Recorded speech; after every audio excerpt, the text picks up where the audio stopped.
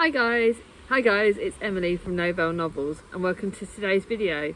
This is my June book haul and I've been good. Technically, I've only bought 20 books this month. I have been gifted 4, but I've been really good. But, this is the big but. This is before the next 2 months where my book haul might be going slightly crazy. Because the end of the month, so after this video goes filmed, but before it goes live, I'm going to Windsor with Chris, charity shops there, and then next week, or the day after this video goes live, before the video goes live, I am pre-filming way in advance. I'm going to Wokingham with the lovely Charlie from Charlie Book Reads, and obviously I'm well excited. So I've got 2 charity shops at the start of the month, technically, and then at the end of the month, I'm going on holiday. It's literally the very end of the month, so they're going on to August book haul. I'm going down to the coast, and where I'm going, there is shed loads of charity shops. So I might be going on book haul. And also, the next 2 months, the summer holidays start at the end of July. So having the kids, I may be doing comfort book buying. I won't be in Baz Books every week because I have the 6 weeks off for Baz Books, 6 or 7 weeks off for Baz Books, because obviously I've got the kids. But I may well be online ordering like at the second-hand sites, and I may well be going to the charity shops occasionally. I may be comfort buying because the kids may drive me insane. So yes, this book's small, but expect July and August book haul to be quite big. It's another reason why I'm trying to read as much as I can and unhaul what books I don't want anymore. So this is a rambling. So I've got 4 books to show you. 3 of them published from the publishing company of Ad PR products, and 1 is an anonymous gift. It literally was a gift from someone I don't know. It was just they decided to do a random act of kindness. So I'll show you the 2 books from Love Book Tours. One I'm reading in July and the other one I'm reading in August for a Love Book Tour, so they are Ad PR products.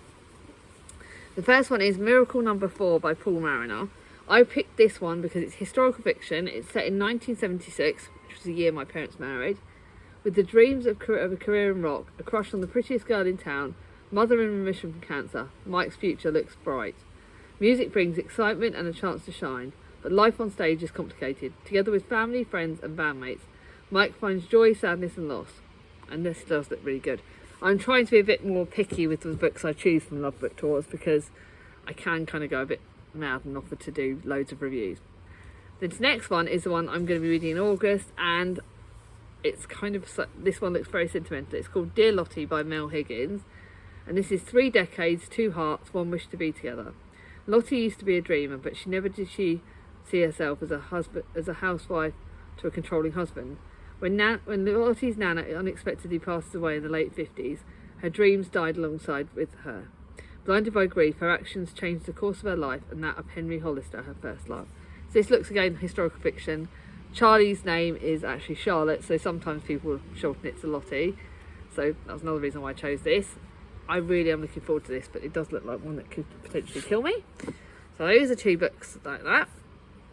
I've now got to find a room on my shelf for this one, and it is one that I've been desperate for because Charlie from Charlie Book Reads, obviously I keep saying the name, she told me about this book. Her and Charles Heathcote read it. It's In Memoriam by Alice Wynne. It's full price in the Waterstone still for quite a bit more money, but this is set in World War One, and it's an LGBTQI romance, and it's apparently supposed to be amazing. Charlie said that it literally breaks her, but look at the end pages on this; it's stunning. In 1914, war feels far from away for Henry Gaunt, Sidney, Elwood, and the rest of their classmates, safely absconded on their idyllic boarding school in the English countryside. At 17, they're too young to enlist. Anyway, Gaunt is busy fighting his own private battle, an all-consuming infatuation with his best friend, the dreamy, poetic Elwood.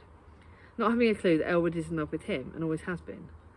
Yeah, this looks, apparently Charlie has said it will break me, but it's an amazing book and I've wanted it. So when I got gifted this, I was just over the flipping moon. So I can't wait to read that.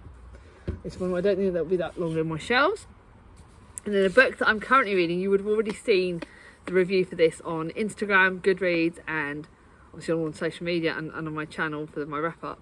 This is Queen Charlotte by Julia Quinn and Shonda Rhimes, and this is about Queen Charlotte. I could have technically read this for Jane Austen in July, I've been told, but this is bloody good. I'm finishing it tomorrow, and It's just amazing. It's like Bridgerton, but like before Bridgerton, because it's like Queen Charlotte. And I love Queen Charlotte's character in the Bridgerton series. She's not actually written in the actual books at the moment, well, not the ones I've read, but she's in obviously the whole series. And I flipping love this. So that is, I think it's potentially going to be 5 stars. So you would have already known this before me. Now for the books.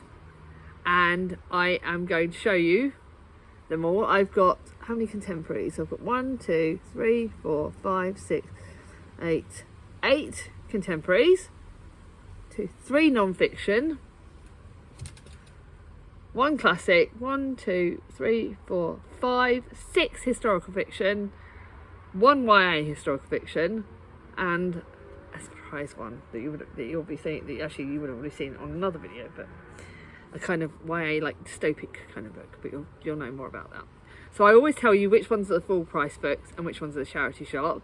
But just to let you know, an upcoming video for July is that I'm going to be, when I go out, I'm going to be doing a book. I'm going to be doing like some clips from some of the places I would have gone to in Wokingham and Windsor. So that's an upcoming video. You'll be seeing not necessarily all the books I buy, but clips of the charity shops, just so I can give you an idea about what sort of prices in some of the charity shops, what charity shops are near me, and again another one because people loved the charity shop video I did, so I want to like encourage that. So first one is a book that I read by an author that I'm now actually reading this book. A book by this author at the end of the month, and you would have again seen the review of this. This is Finding Happiness, Hope and Happiness at Hillside Farm by Rachel Lucas. Rachel Lucas is actually an autistic author, I believe. I think I'm talking that one correctly. And this is a real summary book. It just looks perfect. Hillside Farm is nesting in the rolling hills of Welsh. And I'm going to pause this and I will be putting the video together in a minute. Right, so I'm putting this video back together. So it's going to be in 2 little bits. Sorry about the erupting. This is, like I was saying about Rachel Lucas, this is Finding Hope and Happiness at Hillside Farm. And maybe the place could be the chance for them to remember who they have been before everything. Hillside Farm is nestled in the rolling hills of the Welsh countryside and is a safe haven for Ella, living on the remote farm with just the horses and her Aunt Bron for company. Ella thinks she's finally found a place where she can forget her own past and find peace. But the arrival of a small girl called Hope and her father Harry changes everything. And then, as Ella helps the pair come to terms with the loss, she realises she too deserves happiness. This looks really good. The contemporary starts going away. Another contemporary I bought at the start of the month, but at the moment these are the ones I bought from Baz Books. So Baz Books prices are like £1 per book. And this is a Lucy Diamond Over You. For better, for worse, forget him. Her books are really good fun. Ever wondered how your friends see you now? Josie, Nell and Lisa go a long way back. They were flatmates, soulmates and best friends back in the 20s when life was one long party. 5 years later, everything is different. Josie is married with kids in the deepest suburbia. Free-spirited Nell has travelled the world and Lisa has gone on a path to career glory. A reunion weekend in London seems a great idea for Josie until she discovers something that will threaten to blow her own marriage apart. This looks good. I love books on friendships. And then another summer book, because I just keep getting the summer books, a summer reunion. So this will probably be read in August. I've got so many summer books to add in. It'll either be added on to July or added on to August. And this is a book that's been about one perfect villa, 4 old friends, and a holiday that will change everything. So again, it's the friendship thing. It's people that have been friends for a long time. They've grown apart. They meet up in Mallorca for a reunion weekend, and secrets are forged, and it just looks like a really good summer book. Don't need to know any more than that. And then this one is a beginner's guide to loneliness, so kind of the opposite of friendships. But Tori is alone since the tragic event left her isolated. She's been struggling to find her way back to herself. When she's offered a free spot on a well-being retreat in the farm, she exchanges it for review on her blog. Her 3 closest friends, who she talks to online but have never met, convince her it will do her some good. But the moment she arrives, Tori is sceptical, but the beauty of the farm slowly comes to light when she realises opening herself up might not be the worst thing. Looks really good. Don't know when that's going to get read. Then I've actually got a winter book for the winter. I'm starting to prepare for the winter already. And this is Baby It's Cold Outside by Emily Bell. Emily, first name. I remember this going on in social media for a couple of winters ago. So I thought, this is set in Dublin. It looks so good. As Nora battles through the bustling December crowds in London, she hears the notes of a song that transports her back the most romantic week of her life. After meeting on a blissful holiday, but knowing that they had to be apart, a boy named Andrew made her a promise. If they are both single on Christmas Eve in 10 years' time, they will meet under the clock in Grafton Square, Dublin. Nora has no idea if he'll remember her, but she has nothing to lose. Oh my god, this looks so good! Can't wait to read that in the winter. And then lastly, another book on friendship. Oh no, not lastly, I've got two more, but this last chat of the charity shop books. Another one that Baz Books has been teasing me with. They met on their first day at school, 4 little girls who are very different from each other, but somehow became close friends. Their friendship now lasted 35 years, and their birthdays fall on the same week. And so on the same week, they made a pact to spend every big decade birthday together. So far, they've managed it. Now their 35th birthday looms. Angela, a famous Hollywood actress, announces that this will be her last birthday. Oh my god. Terrified of aging, she refuses to turn 40. So Lexi, the mother hen of the group and an artist, invites them for Florida for a long week-long celebration of their last birthday together. And this just looks brilliant. And then a book I bought full price because this was a Waterstones books in an offer. I had a lovely Waterstones offer, so I bought this at the start of the month when I went shopping with my daughter Mia. This is the Museum of Ordinary Things, Mike by Mike Gale. I've loved Mike Gale's books. They kind of really seem to hit me, and it's not very, I feel very, I don't find very many male authors that write contemporaries as amazingly as this, but he really does. Deep down, Jess knows she's drifting. She needs to rekindle the sense of purpose. Her boyfriend wants her to buy a place with him, a fresh start, but first she must sort out a few sentimental belongings she's kept from her mum's house. Her friend tells her about the Museum of Ordinary People, a place that keeps beloved items from everyday lives. It sounds perfect, and it is. Everything in there has a label, and these stories began to unlock Jess's heart. Treasured memories, families reunited, loves lost and found. This looks so good. And then the last contemporary is a book by Talia Hibbert. She wrote the Brown Girl Sisters series, and I flipping love that. This is very pink, so the Waffle Girls cracked up laughing when I told them I bought this. This is highly suspicious and unfairly cute. I love that she gives body positivity on this. Talia Hibbert really represents body positivity, and she talks about so many things that are really good. And this tackles OCD as well, so it's kind of like a YA. I'm not sure if this is YA or adult, someone needs to tell me.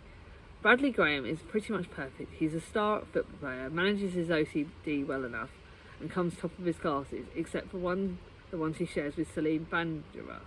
They used to be best friends until Brad decided he was too cool for conspiracy theory obsessed Celine, and abandoned her for the popular kids table. These days there's nothing between them but insults and academic rivalry. So when Celine signs up for a 2-part survival course in the woods, the last thing she expects is to find Brad right beside her. This looks fun. It does look very YA, but it does look fun, so why not? Then I know this one's apparently going to break me, but Charlie said that this will break me, but I didn't get it in hardback because I own pretty much all of Adam Kay's adult books. I have owned. But Undoctored is apparently supposed to be even more heartbreaking. And this is supposed to be there's a lot of triggers in this, but I wanted it, so why not? I did buy this from a supermarket, so I didn't pay full back for it. This is the story of a medic who ran out of patience, and apparently this has got a lot more triggers in it, and this tackles a lot more things, but I've got to read it. I feel like if I don't, I'll regret it. So, and then I bought the next 2 books you would have seen on my TBR for July. So obviously this is like one you would have spoken about, and this is Courtiers: The Secret History of the Georgian Court by Lucy Worsley. This is on my Jane Austen July TBR, so I won't talk about it too much, but it is a non-fiction book on the Georgian Court. I loved Lucy Worsley's Jane Austen at Home. I've loved her books, so this is an easy pick for me. So that's on my TBR already.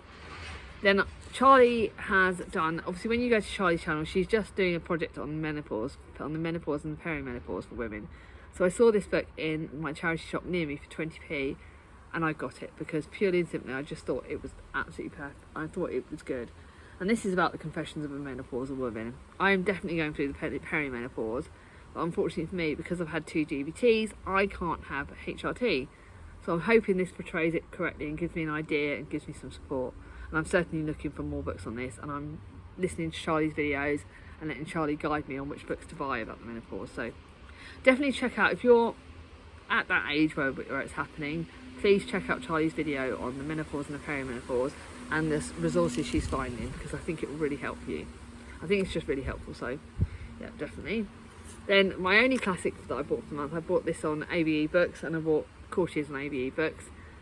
This one I actually had to... No, this one's not actually Northanger Road. I didn't get this one actually, I got another one. I think I might be mixed up. I bought a different book.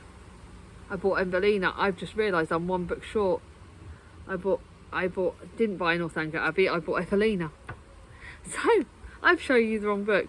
But I did buy Evelina by the Wordsworth the Penguins Classics edition of Evelina by Frances Burney.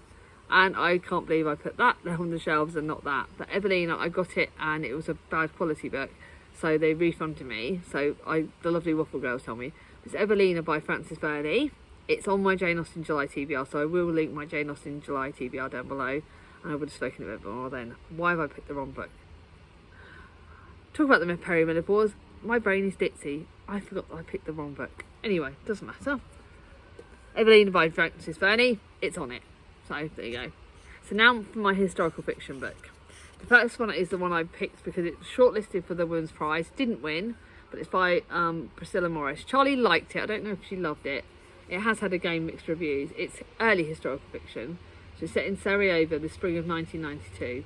Each night, nationalist gangs erect barricades, splitting the diverse city into ethnic enclaves.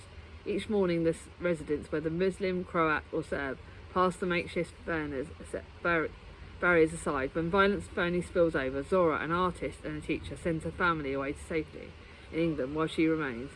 As the city falls under siege, Zora and her friends are forced to rebuild themselves over and over. Again, Charlie has spoken a lot about this in some of her Women's Prize videos, so please check them out because she'll tell you a bit more about that.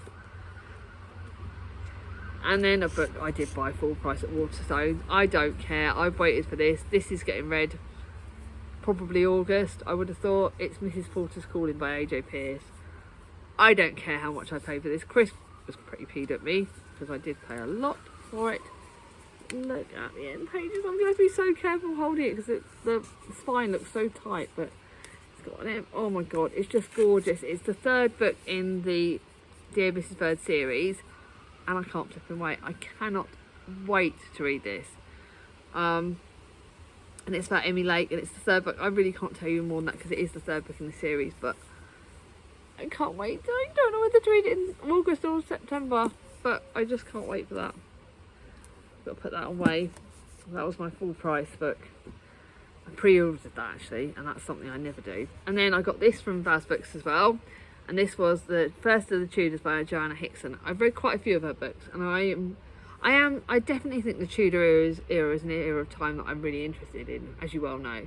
But this is about Jasper Tudor, who has grown up far from the intrigued life of the court. When he and his brother Edmund are summoned to London, their half-brother King Henry VI takes an interest in their future, arranging powerful alliances and bestowing titles on these young men.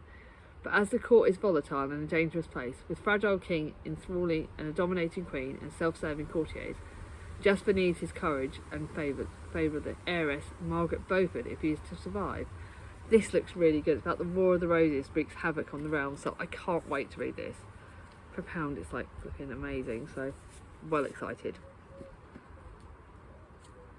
And then I've read this book, so technically it shouldn't really be added to my TBR, but I gave up my copy of The Nightingale by Kristen Hanna because I didn't think I could read this again, but when this beautiful copy came in, I was like, I have to have it. I'm keeping all of her books, and I want to keep all the Kristen Hanna's books because even though I know they'll break me, they're ones I will want to reread. And look at the spine, isn't it stunning? I paid like full whack. It's just such a stunning book. Everyone knows about The Nightingale by Kristen Hanna. It's a World War II book, one that broke me, one that was one of my favourites. Flipping love it. You don't need to know any more than that. And then I got this book for 20p, and this is The Night Watchman by Louise Erdrich. She wrote the Sentence Vote, and that was again another Women's Prize book last year, I think. And this is set in this is actually the winner of the Pulitzer Prize a couple of years ago, and a bit more intrigued by the Pulitzer Prize now. And this is set in 1953 in rural North Dakota. Thomas Rushank is the night watchman for the first factory to open near the Turtle Mountain Reserve.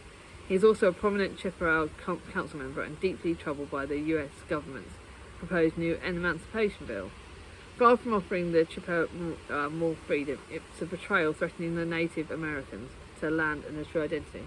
Charlie wanted it, so I thought I'd buy it. She can read it after me for 20p, not bad, eh? And then, nearly there now, the next one was again a charity shop book, and this is the Postcard Impact from Paris by Alex Brown. This is historical fiction. It's actually set in Paris in like 1961, but I've got a real thing about Paris. It's one place I would love to go to. The Secrets and Passion in the Romantic City of Light. And again, it's about a romance set in that sort of 1916 era of World War One, and it's following Beatrice's journey from the Great World War through the Roaring Twenties into the very different life in Nazi-occupied Paris. But Annie must piece together the events from the past if she's to fulfil a legacy that Beatrice left for her to find. It's amazing. And then a book, again, you would have seen this. I got this from my charity shop at Baz Books, and £1. And if you think this is on Amazon for a lot more, I've loved all of Lucy Worsley's. This is the second Lucy Worsley book I've bought, I just realised. This is her YA book, and it's a YA book about Queen Mary and Mary Tudor when she's young. So, oh God, I can't wait to read this. Not a Tudor book, but it's just the YA, and again, look at the stunning cover. Now for the book that you would have again seen on my gratitude journal. This is The Book of Dust by Philip Pullman. 20 flipping p. I speak about a lot about this in my gratitude journal, so I'm actually going to have to remember to link both videos. But again, look at if you would have seen this in my gratitude journal, look at that, and then look at the spine. It's got a passage. I do speak about this in the gratitude journal, and I know this is the first book in the Book of Dust series, and I loved the Northern Light series. We were going to reread it this year, but I've overdone it. So that is a gorgeous book. So I've done well. I know that next month's haul is going to be big. I know that August's book haul is probably going to be big. So wish me luck. This is going to be mad. What books have you bought this month that you're excited about? Let me know down below. What books of these do you think I should prioritise? Again, let me know. I love talking to you all in the comments. It's such a gift, and I love you all dearly. So if you like this video, give it a thumbs up. If you're new to my channel and not subscribed yet, ring on my ding-a-ling, and I'll see you all soon. Bye bye.